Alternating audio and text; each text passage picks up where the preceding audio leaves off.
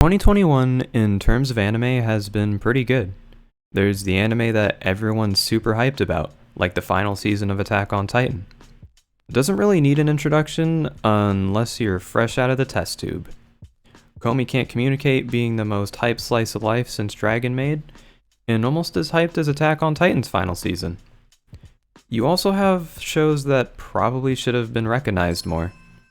Barely anyone watched Odd Taxi because the moment they saw it had animals instead of people, they instantly thought it was some weird furry shit and didn't even bother. At least according to the people I talked to. Despite that, it's probably one of the best of its season, if not of the year. And if you haven't heard of it, I'd suggest checking out this video by I'm never sure if I can pronounce his name right. Giguk? Is that I think so. Links in the description, by the way. But there's also anime that are popular, but not as talked about. You've heard some good things here and there, possibly from your favorite AniTuber or a couple of your friends, assuming you actually have friends and you're not a psychotic weeb everyone avoids like the plague. The memories. Anyway, because you hear good things and it's kind of popular, you're like, alright, why not? But then you watch it, and by the time you get to the end, you're like, wow, I can't believe I wasted my time on that garbage. I could have been jerking off to Bible Black for the 227th time. For me, that anime was Tokyo Revengers. Before I get into why, I'd like to say that overall, the anime is actually good, and I see why people liked it. A time travel crime solving series reminiscent of Erased, but still feels fresh and is decent. It's about a guy in his mid-20s named Takamichi. He doesn't do much other than work a shitty retail job he hates and hangs out in his tiny, nasty-ass apartment. During a typical day, he gets news that his middle school sweetheart is killed in an accident. It weighs on him till he ends up at the train station, where somebody pushes him off the platform and wait, I thought this wasn't an isekai, what the fuck? The next time Takamichi opens his eyes, he discovers that he has the ability to travel exactly 12 years into the past. And upon meeting his middle school sweetheart Hinata in said past, he decides to try and change the future and save her. In order to save her though, Takamichi must join a small gang to prevent certain key events from happening within the gang so that they don't become a much larger gang and kill Hinata in the future. So obviously not really easy. In terms of animation, it's nothing special but does what it needs to, so I don't have any problems there. The music didn't really stand out to me other than the opening and the ending, which are decent. No issues there either. The cast as a whole is solid. Aside from Takamichi and his friends, among a handful of others, everyone is pretty tough. Mikey, who's the leader of the gang, has been dripping with the Black Air Force energy ever since he was in middle school. His second-in-command Draken got a head tattoo when he was 12. He's metal and almost as tough as Mikey. The people I haven't mentioned are also certified badasses. So yeah, all the characters are good too. Almost all of them. You see, my only beef with the show is one single character. A certain character I've grown to hate so much, he ruined the entire show for me. Any guesses? Any at all? It's Takamichi, okay? Cat's out of the bag, it's Takamichi. Not gonna lie, I don't like the whole weak crybaby that never gives up archetype. But it's very common in anime, and I'm used to it at this point. Matter of fact, even though it was cringy at some points, I didn't mind Takamichi's character. During the first half. You'd think that going back in time to join a gang, you'd learn to chuck hands at some point, or at least learn to throw a decent punch. Maybe even work out a bit to get stronger, right? Wrong! From start to finish, Takamichi is a scrawny little bitch. At no point does the thought occur to him, let alone he makes an effort to work out or learn how to fight. During the climax near the end of the show, he and the gang get into a large group brawl with a rival gang. And for exactly 35 seconds, I had hope. I saw Takamichi throw a couple of good punches and partook in what seemed to be an actual fight. But that hope was drained from me just minutes later, when he reverted back to his bitch boy beta self and used the forbidden technique.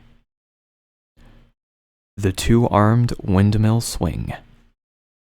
I'm actually not sure if it's called that. I'm pretty sure everyone calls it some other shit, but y'all know what I'm talking about. The technique your younger sibling used on you when y'all were fighting over the Xbox, when you would hold the controller over your head with one hand while holding them back by their forehead with the other.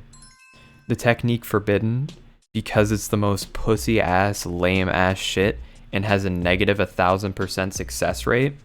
Yeah, that one. And that's like the last time they even fight in the show. So like, yeah. Okay, maybe he didn't learn to fight, but he probably stopped crying as much and ultimately got shit done, right? Wrong again. Takemichi cries once, if not multiple times, in every single episode, including the very last one, during the very last scene, crying like a little bitch. And while Takemichi does get shit done, he does it in the worst ways possible. Whenever Takemichi tries to prevent an event from happening, it plays out either one of two ways, plus or minus a couple of steps depending. 1. Takemichi tries to prevent an event, only to fuck it up over and over and over again, till he's teetering on the edge of failure. He then stalls for time by getting his skull mashed in, till he's bailed out last minute by another character. Or 2.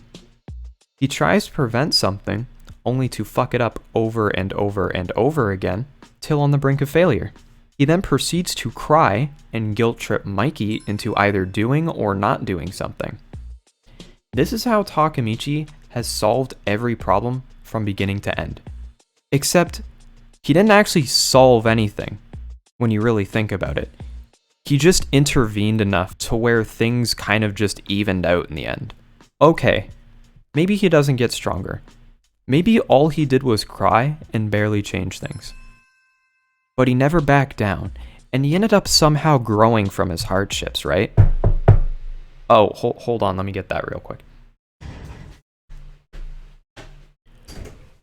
Ding dong, you're fucking wrong. You can make the argument that he was less of a coward by the end of the show, which is true to an extent. But not only was that just barely scratching the surface of the issues with this character, it was totally overshadowed by the fact that he was an annoying limp dick loser for the entire show.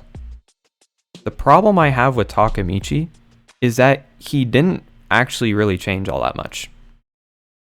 About halfway through the show, Takemichi has to face off with someone from his past. This person being the reason Takemichi ended up being a loser in the future. During the fight they had, Takemichi realizes that all he's ever done is run from his problems, because he was weak. He then grows a pair and actually faces his fears, and I'm like, sweet, let's go. And I thought from this point forward I'd watch him grow and actually get shit done. But he didn't. After the dust settled on that little arc, he went back to doing the exact same shit he did before, including running from his problems. While Takemichi did realize that he was weak and a coward, he then proceeded to half-ass changing his cowardly aspect and accepted his weakness as reality. The problem with that is, Takemichi accepting his weakness, saying it's just who I am, is a cop-out, and is essentially running from his problems, which was the thing he was trying to change in the first place. And this isn't the only time he ran away either, after saying he was going to change, but the other two examples are kind of spoilers, so yeah. I like Tokyo Revengers, but Takemichi ruined it for me by being a huge beta cuck. I get he's supposed to be weak because of his trauma and shit, but I also feel like that weakness got overworked to the point where it got unbearable to watch by the second half, and to me, actually made him feel totally out of place with everything that was going on. It felt like I was watching someone play a game for the first time, getting fucking infuriated watching them make the same mistakes and miss obvious shit over and over again.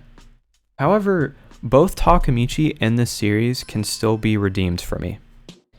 The anime only covers the first 60 to 70-ish chapters of the manga, and in total there are around 230 something.